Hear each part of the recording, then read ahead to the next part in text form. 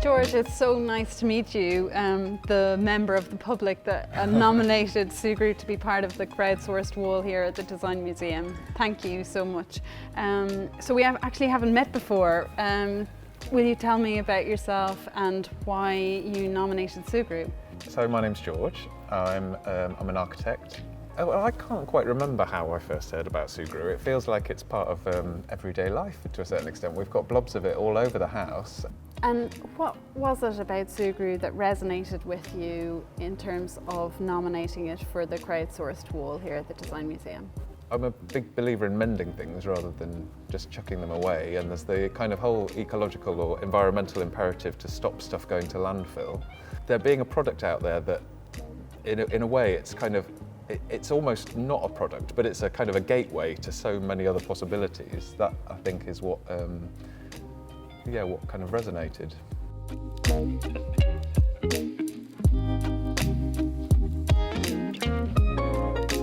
So aside from Sugru, what were the other objects in the crowdsourced wall that you loved? So there were a few things that I suppose I like because for the same or similar reasons that I like Sugru.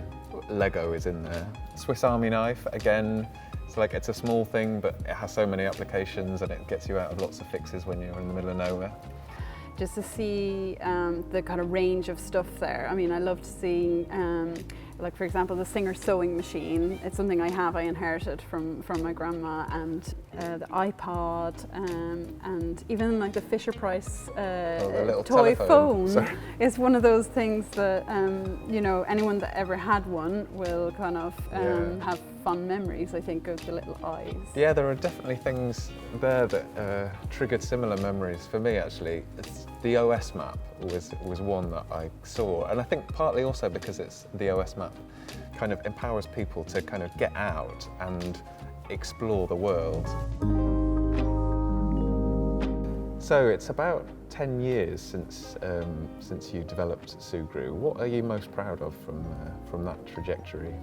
We've reached over 15 million fixes now as a community of fixers around the world, which is actually quite a scale when you think about things and think about the impact that those fixes could have had keeping things out of landfill for longer. And of course, when I come somewhere like this into the Design Museum in London, I'm so proud to think that Sugru is recognised as a product with these iconic, amazing designs. It's very humbling. Yeah, I bet. Well, George, thank you so much, and it's been such a pleasure chatting with you, and it's been really inspiring, actually. Not at all. Thanks for having me. I had no idea what I was letting myself in for, but there's been some really great resonances in the conversation. It's been great. Thank you.